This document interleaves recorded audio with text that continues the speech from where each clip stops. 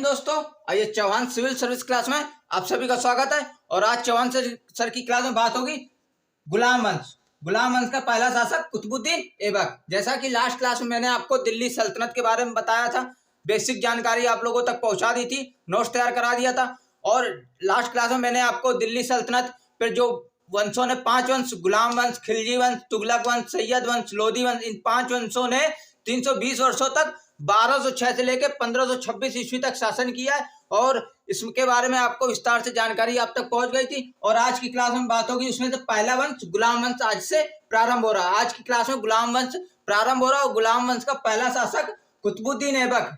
दिल्ली पर गुलाम वंश की स्थापना करने वाला कौन व्यक्ति था? कुतुबुद्दीन ऐबक था। इसने 1206 ईस्वी में दिल्ली सल्तनत प्रारंभ की, दिल्ली पर गुलाम वंश की स्थापना की। और दिल्ली पर भारत में पहला तुर्की राज का संस्थापक कुतुबुद्दीन ऐबक को माना जाता है। भारत में प्रथम तुर्की राज का संस्थापक कुतुबुद्दीन ऐबक को माना जाता है। और दिल्ली का प्रथम तुर्क शासक कुतुबुद्दीन ऐबक था। और कुतुबुद्दीन का ऐबक का शासनकाल 1206 से 1210 ईस्वी तक रहा है। और इसके बाद इसमें हम कौन कौन से बिंदु चर्चा करेंगे, ये देखिए। प्रारंभिक जीवन, सिंहासनारोहण, उपाधियां, दास्ता से मुक्ति, कठिनाइयां, कौन कौन सी कठिनाइयों का सामना किया। इसके बाद साहित्य, किस किस इसने विद्वान का संरक्षण दिया। इसके बाद साम्राज्य की स्थिति, कैसे इसने वैवाहिक स्थिति के कारण साम्राज्य को सुव्यवस्थित किया, जलदोज का दमन किया, बंगाल पर पुनः अधिकार किया, राजपूतों के विरुद्ध संघर्ष किया, शासन व्यवस्था कैसी थी, मृत्यु और निर्माण कार्य क्या क्या किए, उसके बाद क्या क्या दान दिया। इन सब बिंदु के बारे में हम चर्चा करेंगे आपको। तो आइए चलते हैं। टॉपिक रहेगा आज गुलाम वंश। गुलाम वंश का पहला शासक प्रारंभ यहाँ से होता है कुतुबुद्दीन ऐबक से, जिसका शासनकाल 1206 ईस्वी से 1210 ईस्वी तक रहा है। और भारत में प्रथम तुर्की राज का संस्थापक कुतुबुद्दीन ऐबक को माना जाता है। भारत में गुलाम वंश की स्थापना किसने की थी? कुतुबुद्दीन ऐबक ने की थी। और दिल्ली का प्रथम तुर्क शासक कुतुबुद्दीन ऐबक है। दिल्ली का प्रथम तुर्क शासक कुतुबुद्दीन ऐबक है। इसके बाद प्रारंभिक जीवन में देखिए, पहला पॉइंट आपका प्रारंभिक जीवन। प्रारंभिक जीवन में कुतुबुद्दीन तुर्किस्तान का था। कुतुबुद्दीन का जन्म तुर्किस्तान में हुआ था। और इसको बाल्यावस्था में 4 से 5 वर्ष की अवस्था में इसको बेच दिया गया था। और इसको निसापुर के काजी फखरुद्दीन अब्दुल अहमद ने इसको तुर्किस्तान में इसको खरीदा था। और इस काजी, जो निसापुर के काजी फखरुद्दीन अब्दुल अहमद थे, इसके 4 पुत्र थे। और इसने अपने पुत्रों की शिक्षा के साथ इसको कुतुबुद्दीन ऐबक को भी इसने शिक्षा दी थी। और फखरुद्दीन अब्दुल अहमद ने कुतुबुद्दीन ऐबक पर पूरी तरह से ध्यान दिया और पूरी तरह से इसको दीक्षा दी और धनुर्विद्या सिखाई, घुड़सवारी सिखाई और अस्त्र शस्त्र की शिक्षा दी। उसमें इसको कुतुबुद्दीन ऐबक को, इसने जो निसापुर के काजी फखरुद्दीन अब्दुल अहमद थे, इसने कुतुबुद्दीन ऐबक को पूरी तरह से सारी शिक्षाएं दी और अस्त्र शस्त्र में उसको निपुण किया, धनुर्विद्या में उसको शिक्षा दी और घुड़सवारी सिखाई। फखरुद्दीन अब्दुल अहमद की मृत्यु हो जाने के बाद इसके पुत्रों ने कुतुबुद्दीन ऐबक को एक व्यापारी के हाथों बेच दिया था।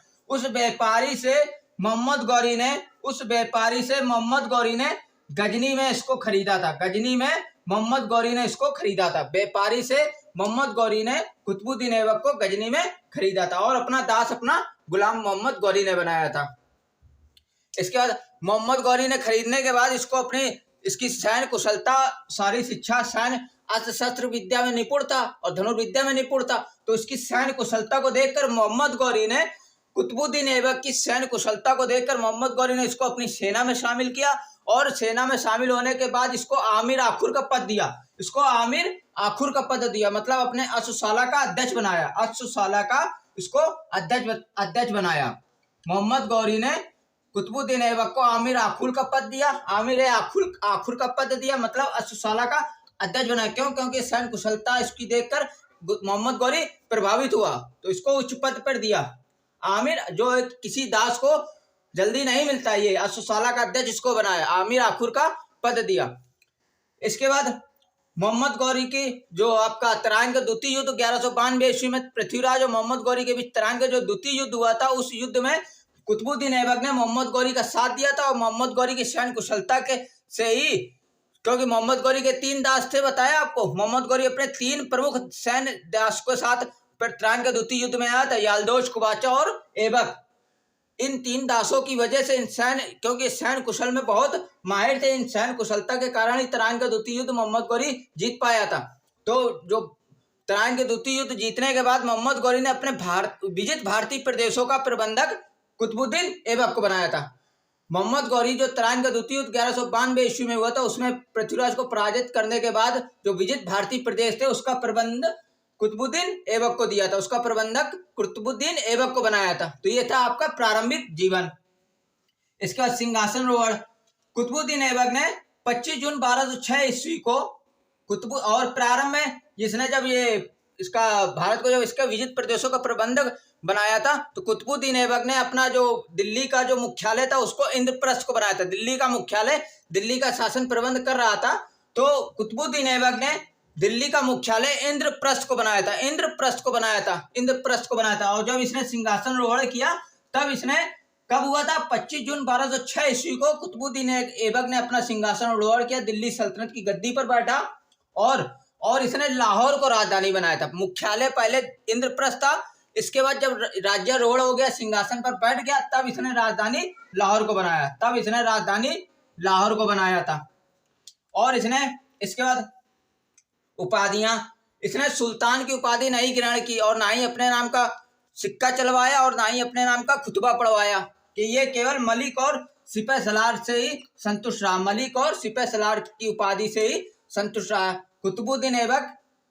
क्यों? क्योंकि ये उस समय भी ये दास था, क्योंकि मोहम्मद गौरी की मृत्यु के बाद मोहम्मद गौरी का वो कोई पुत्र तो था नहीं, उसका भतीजा शासक हुआ था गयासुद्दीन महमूद। उसने इसको दासता से 1208 ईस्वी में मुक्त किया था। तब तक ये दास था, दास के अधीन, उसके अधीन रहकर, गयासुद्दीन महमूद के अधीन रहकर शासन कर रहा था। लेकिन और इसने सुल्तान की उपाधि, और दास से मुक्त होने के बाद भी इसने सुल्तान की उपाधि ग्रहण नहीं की। और क्यों? क्योंकि ये मलिक और सिपह सलार की उपाधि से ही संतुष्ट रहा और ना ही इसने अपने नाम के सिक्के चलवाए और ना ही अपने नाम का खुतबा पढ़वाया था। इसके बाद दास्ता से मुक्ति। दास्ता से मुक्ति मोहम्मद गौरी का जो भतीजा था गयासुद्दीन महमूद, इसने 1208 ईस्वी में कुतुबुद्दीन ऐबक को दास्ता से मुक्त कर दिया था, दास्ता से इसको मुक्ति दी, दास्ता से इसको स्वतंत्र कर दिया था। तब ये 1208 ईस्वी के बाद कुतुबुद्दीन ऐबक पूरी तरह से स्वतंत्र शासक हो गया था। और यहाँ समझिए, मोहम्मद गौरी की कोई संतान न होने के कारण, मोहम्मद गौरी जो बताया था आपको 3 दास थे, एक यालदोज, कुबाचा और ऐबक। मतलब ताजुद्दीन यालदोज को गजनी दिया था, नसरुद्दीन कुबाचा को सिंध और मुल्तान दिया था और कुतुबुद्दीन ऐबक को भारतीय विजित प्रदेश दिया था। तो जो यहाँ पे इसकी मोहम्मद गौरी की संतान न होने के कारण ताजुद्दीन यलदोज ने अपने को पहले ही स्वतंत्र कर लिया था और इधर नसरुद्दीन कुबाचा ने सिंध और मुल्तान पे अपने को स्वतंत्र कर लिया था। लेकिन ये अपने सरदार के प्रति वफादार होने के कारण इसने अपने को स्वतंत्र नहीं घोषित किया, जब तक इसको गयासुद्दीन महमूद से स्वतंत्रता की उपाधि, स्वतंत्रता का पत्र, मुक्ति पत्र नहीं मिला था। जब तक यहाँ से इसको मुक्ति पत्र नहीं मिला तब तक ये दास के रूप में कार्य करता रहा, शासन करता रहा। इसके बाद कठिनाइयां गजनी में बता, ताजुद्दीन यलदोज भारत की ओर थोड़ा रुक कर रहा था, पंजाब की ओर बढ़ रहा था। इसके बाद सिंध और मुल्तान पे आपका नसरुद्दीन कुबाचा। इसके बाद बिहार और बंगाल में बख्तियार खिलजी था, बख्तियार खिलजी। और उसके बाद इधर अजमेर और गुजरात की तरफ राजपूत। तो ये इसकी कुतुबुद्दीन ऐबक के ये लोग कठिनाइयां उत्पन्न कर रहे थे। फिर इसने क्या किया,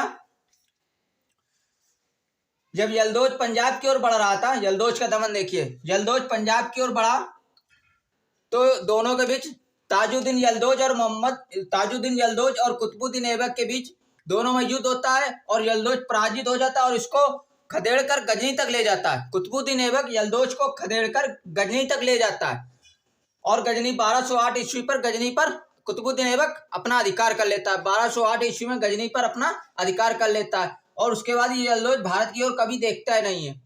तो ये इसके बाद सिंध और मुल्तान पर नसरुद्दीन कुबाचा को भी युद्ध में पराजित करता है और वहां पर भी अपना अधिकार कर लेता है। राजपूत में अजमेर और गुजरात पर अधिकार कर लेने पर बताया, बुंदेलखंड में राजपूत के विरुद्ध बुंदेलखंड में चंदेल शासक थे कलिंजर पर। इसके बाद परमारदेव ग्वालियर, कन्नौज में गायकवाड़ वंश, इन वंशों को पराजित करके वहां पर 1206 ईस्वी में इनको पराजित करके इनके विरुद्ध संघर्ष करता है और इनको पराजित करके युद्ध में पराजित करके इसे अपने अधीन इन राजपूतों को भी अपने अधीन कर लेता है, अपने अधीन कर लेता है। बुंदेलखंड में आपके परमार देव चंदेल वंश का शासन था, तो कलिंजर, महोबा, ग्वालियर और खजुराहो यहाँ पर अधिकार कर लेता है। कन्नौज पर आपका गैड़वाल वंश का शासन था और यहाँ पर राजपूतों को युद्ध में इनको संघर्ष करके इनको पराजित करके वहां पर इनके शासन, इनके क्षेत्राधिकार पर अधिकार करके बंदायु का इसकी देख रेख इसमें बंदायु पर भी अधिकार करने के बाद इसका सेनापति इल्तुतमिश को बनाता है। ये राजपूतों से इन पर विजय हासिल करने के बाद, जीत हासिल करने के बाद, इनको पराजित करने के बाद इनकी देख रेख बंदायु पर अधिकार करने के बाद बंदायु का सेनापति इल्तुतमिश को बनाता है और इन क्षेत्रों की देखरेख का जिम्मा इल्तुतमिश को सौंप देता है। इसके बाद वैवाहिक स्थिति समझिए। इसने अपना विवाह ताजुद्दीन यल्दौज की पुत्री से करता है। अपना विवाह कुतुबुद्दीन ऐबक अपना विवाह ताजुद्दीन यल्दौज के गजनी के शासक ताजुद्दीन यल्दौज की पुत्री से करता है। इसके बाद अपनी बहन का विवाह सिंध और मुल्तान का शासक नसरुद्दीन कुबाचा से कर देता है। कुतुबुद्दीन ऐबक अपनी बहन का विवाह सिंध और मुल्तान के शासक नसरुद्दीन कुबाचा से करता है और अपनी पुत्री का विवाह अपने सेनापति इल्तुतमिश से करता है। इस तरह से ये अपने साम्राज्य का विस्तार कर अपने साम्राज्य को सुव्यवस्थित संगठित करता है और यल्दौज को पराजित करता है। जब ये पंजाब की ओर बढ़ता है तो यल्दौज को पराजित करके गजनी तक खदेड़ कर ले जाता है और गजनी पर 1208 ईस्वी में गजनी पर अधिकार कर लेता है और इल्तुतमिश का सेनापति होता है और इसको बंदायु का सेनापति इसको बनाया जाता है। और राजपूत के जो क्षेत्राधिकार थे, जैसे जो प्रशासन जो क्षेत्र थे, कलिंजर, महोबा, ग्वालियर, कन्नौज, अजमेर, वहां की देखरेख इल्तुतमिश को सौंप देता है कि उसको देखे रहे। बंदायु का सेनापति इल्तुतमिश को बना देता है। इसके बाद ये हो गया आपका, ये हो गया कठिनाइयां हो गई, वैवाहिक स्थिति हो गई। यल्दौज बंगाल पर अधिकार, पुनः अधिकार बंगाल पर उस समय अधिकार बख्तियार खिलजी होता। बख्तियार खिलजी की हत्या अली इसके अधीन इसका सेना का शासक होता, सेना में वो सेनापति होता अली मर्दान। बख्तियार खिलजी का सेनापति होता अली मर्दान। वो बख्तियार खिलजी की हत्या करके लखनौती पर अधिकार कर लेता है। तब कुतुबुद्दीन ऐबक बंगाल पर अधिकार करता है और अली मर्दान को अपने अधीन लेकर उसको पराजित करके उसे अपने अधीन ले लेता है। इस प्रकार इसका बंगाल पर अधिकार हो जाता है। और शासन व्यवस्था, कुतुबुद्दीन ऐबक ने शासन 4 वर्ष तक किया। 1206 से 1210 ईस्वी तक केवल 4 वर्षों तक शासन किया है। और कुतुबुद्दीन ऐबक का जो शासन का जो ध्येय था वो साम्राज्य व्यवस्थित करना नहीं था, साम्राज्य का विस्तार नहीं था, साम्राज्य को व्यवस्थित करना था, संगठित करना था। कुतुबुद्दीन ऐबक की शासन व्यवस्था कुतुबुद्दीन ऐबक ने 4 वर्ष तक शासन किया और कुतुबुद्दीन ऐबक की शासन व्यवस्था में साम्राज्य विस्तार की नीति पर कार्य नहीं किया, साम्राज्य संगठित सुव्यवस्थित करने पर कार्य किया है।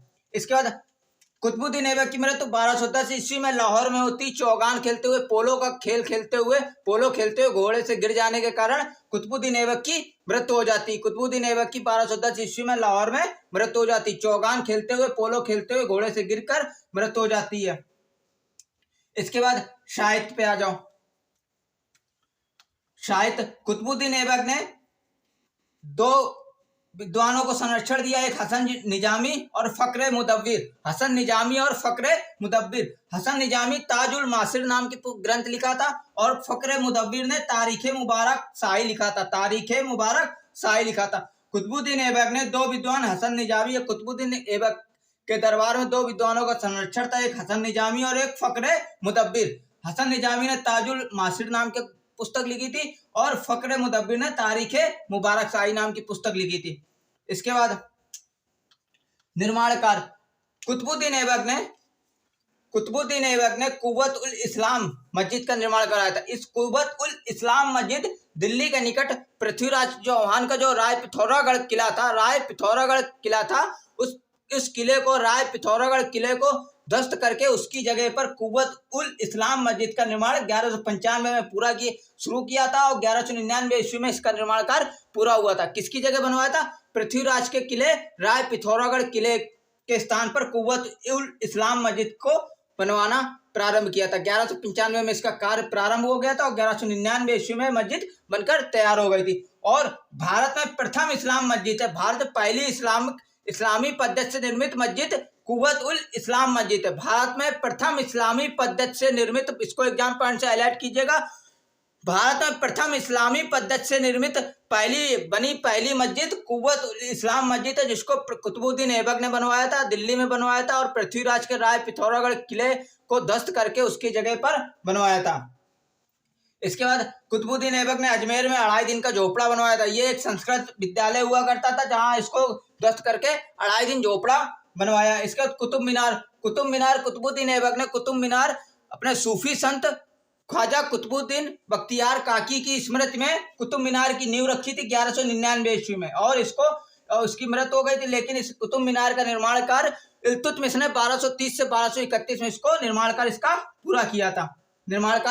पूरा कराया था। तो ये आपके निर्माण कार्य हो गए। इसके बाद दान, कुतुबुद्दीन ऐबक के दान देने के कारण उसको लाख बख्श, मतलब लाखों में ये दान दिया करता था, इसलिए इसको लाख बख्श कहा गया है। और हातिम दुती कहा गया, क्योंकि दानी था ये, इसलिए इसको हातिम दुती कहा गया है। इसके बाद कुरान का, ये कुतुबुद्दीन ऐबक ने जब इसको निसापुर के काजी फखरुद्दीन अब्दुल अहमद ने खरीदा था, फिर ये जो क्या कहते हैं, खरीदने को जब इसको शिक्षा दीक्षा दी जा रही थी, उस समय ये कुरान का पाठ अत्यंत सुरीले स्वर में किया करता था। कुरान का ये पाठ अत्यंत सुरीली स्वर में किया करता था, और पूरी कुरान इसको कंठस्थ हो गई थी, जिसके कारण इसको कुरान खा नाम दिया गया। तो कुरान खा की उपाधि दी गई थी, जिसके कारण इसको कुरान खा की उपाधि दी गई थी। क्यों दी गई थी? क्योंकि ये कुरान का पाठ जब करता था तो ये अत्यंत सुरीले स्वर में कुरान का पाठ किया करता था, और पूरी कुरान इसको कंठस्थ हो गई थी, जिसके कारण इसको कुरान खा कहा गया। और लाखों में दान देता था, इसलिए इसको लाख बख्श हातिम दुती कहा गया। इसके बाद एक दान, इसकी उपाधि पील बख्श है, मतलब पील बख्श हाथियों का दान दिया था इसने, एक बहुत से हाथियों का दान दिया था, जिसके कारण इसको पील बख्श भी कहा गया है। कुतुबुद्दीन ऐबक को पील बख्श कहा गया है। इसको भी एग्जाम पॉइंट से हाईलाइट करते जाइएगा, बहुत पूछा जाता है।